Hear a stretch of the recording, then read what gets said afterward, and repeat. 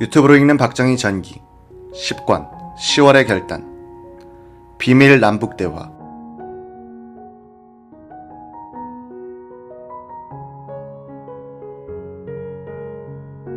1972년 3월 28일 중앙정보부 간부 정홍진은 이날 판문점을 통해서 북한으로 들어갔다. 그는 3박 4일간 머물면서 북한 노동당 조직부장 김영주를 만나 이후락 정보부장의 방북에 합의하고 왔다. 3월 31일 서울로 돌아온 정홍진은 이후락 부장과 함께 청와대로 가서 박 대통령을 만나 보고했다. 박 대통령은 수고했다면서 술잔을 많이 권했다. 정 씨가 집에 돌아가니 아이들은 제주도 출장을 가셨다면서 귤도 안 사오시고 하면서 섭섭해했다. 1972년 4월 26일 박 대통령은 이후락 정보부장의 평양행에 앞서 이날 특수지역 출장에 관한 대통령 훈령을 하달했다.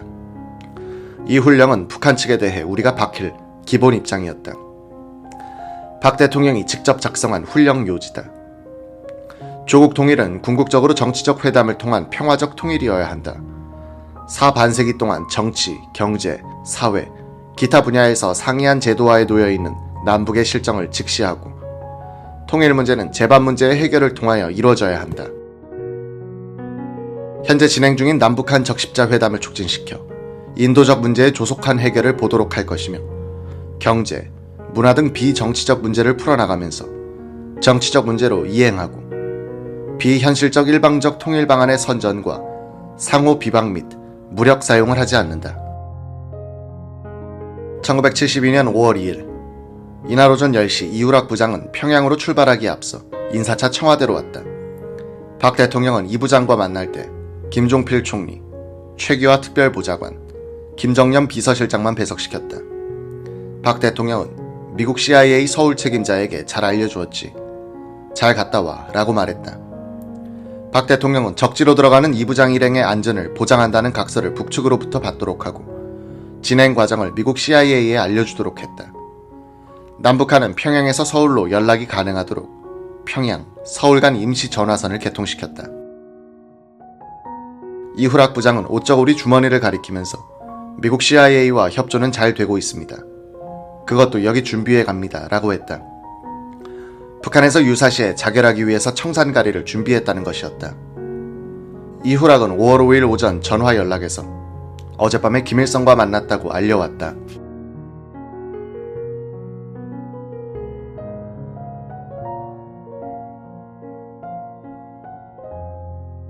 (1972년 5월 31일) 5월 29일 서울에 도착한 북한 측 대표단이 이날 청와대로 와서 박 대통령을 만났다.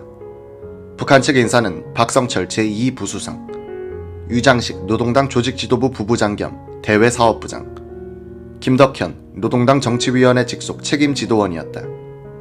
우리 쪽에선 김종필 총리, 김정년 실장, 최규하 특보, 이후락 부장, 김치열 차과장, 정홍진 국장이 배석했다. 박 대통령은 만면의 미소를 띄었으나 박 부수상 일행은 얼굴이 굳어 있었다. 박 대통령은 김일성의 안부를 물었다. 이윽고 박성철은 자세를 고치더니 옷 안주머니에서 수첩을 꺼냈다. 그는 박 대통령 각하로부터 시작되는 김일성의 인사, 남북회담에 대한 기본 입장을 수첩에 적힌 대로 읽어내려갔다. 그 이후 대화가 있었지만 박성철은 들으면서 메모만 할 뿐 반론도 동감도 없었다. 무슨 말로 대응해야 할지에 대해서 훈령을 받지 못한 탓이다. 메모만은 세 사람 전원이 한자도 빼놓지 않으려고 정신없이 적어내려갔다. 박 대통령은 타이르듯 말했다.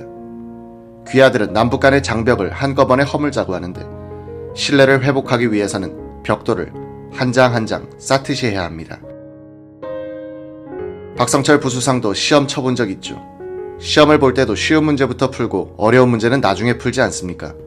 남북 대화도 같은 식으로 풀도록 합시다.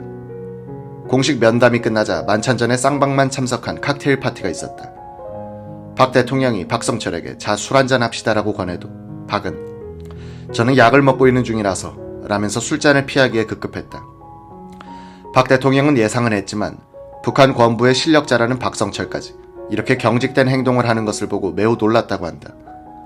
박 대통령은 새삼 김일성 체제의 본질에 대해서 실감하는 바가 있었다.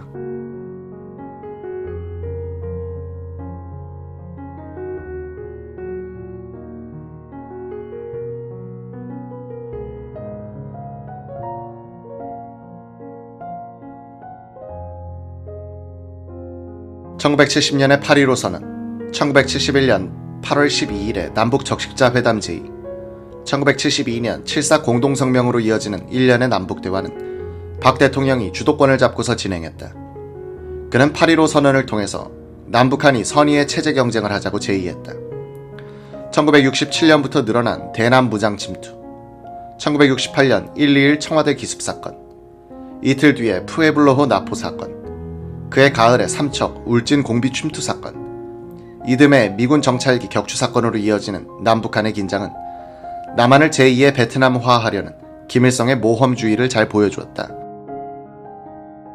1960년대 말에 북한은 군사력 건설의 절정기에 달해 있었다. 미국은 베트남전의 수렁에서 헤어나지 못했다. 존슨에 이어 대통령에 취임한 닉슨 대통령은 게릴라전이나 제한전쟁에는 미국이 개입하지 않는다는 괌 독트린을 선언했다. 미국은 또 키신저 외교를 통해서 중공에 대한 적대 정책을 포기했다. 1970년대에 들면서 박 대통령은 북한의 위협, 미중 접근, 남한의 국력 충실을 조화시킬 수 있는 새로운 대북 정책을 모색하지 않으면 안 될 형편이 됐다. 그것은 무력 충돌을 막기 위한 남북대화 채널의 개척과 방위산업 건설을 핵심으로 하는 자주국방 정책으로 나타났다. 제2의 쿠데타라고도 볼 수 있는 유신 조치도 이런 맥락에서 나왔다. 이 시기 박 대통령을 지배한 가장 중심적인 전략 목표는 남한의 국력은 시간이 흐를수록 커져가므로 이제는 전쟁만 막으면 된다. 시간은 우리 편이다 라는 것으로 요약된다. 무장 평화를 확보하기 위한 박 대통령의 대북 의지에 김일성이 호응한 것은 남북 대화에 따른 평화 무드를 이용하여 남한의 적화기지를 만들 수 있다고 봤기 때문이다. 이우락 당시 정보부장은 월간조선 오효진 기자와의 인터뷰에서 유신을 하기 위하여 남북회담을 한 것이 아니라 1971년부터 남북회담을 하는 과정에서 유신을 생각하기 시작했다고 증언했다. 내가 대통령에게 북한과 대화를 하려면 우리가 딱 한 가지 의견만 가지고 해야 하는데 이쪽에선 말이 많으니까 대화가 안 됩니다. 이 체제 갖고는 대화해봤자 우리가 손해입니다.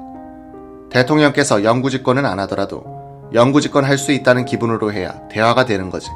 얼마 있다가 그만둔다는 체제 갖고서는 대화가 안 됩니다. 이런 마당에 그렇게 안 하신다면 북한한테 밤낮 밀리는 겁니다. 그렇다면 저는 이민 가겠습니다. 그렇게 얘기했어요. 이 부장이 그런 건의를 하기 전에 이미 박 대통령은 체제 변혁을 구상하고 있었다. 이 부장의 건의는 그런 구상을 실천에 옮기는 날을 앞당기는 역할을 했겠지만 결정적인 것이라고 보기는 어렵다. 유신 쿠데타는 오로지 박정희 한 사람의 구상과 결심에 의해서 시작되었다는 점에서 6.4 8기생들이 시작했던 5.16 혁명과는 다르다. 김종필 총리는 1972년에 7.4 공동성명 이전인 5월 말 토요일에 유신 조치에 대한 이야기를 박 대통령으로부터 들었다고 기억한다. 그날이 토요일이었어요. 12시 조금 전에 청와대에서 연락이 왔습니다. 오늘 오후에 무슨 예정 있나? 다른 예정은 없습니다. 운동이나 할까 하는데요. 나하고 가지. 이따 올라와. 뉴코리아 골프장으로 가는 차 안에서 박 대통령은 이렇게 말했다.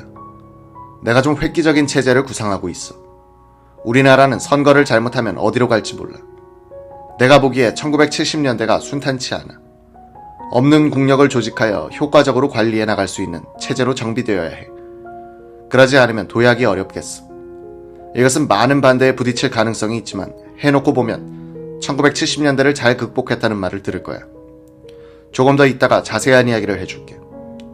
그때는 임자도 검토 멤버에 들어와야 해. 김종필은 6월 이후에는 유신 조치에 대한 윤곽을 알았다. 발표 날짜를 잡는 회의 때도 참여했다.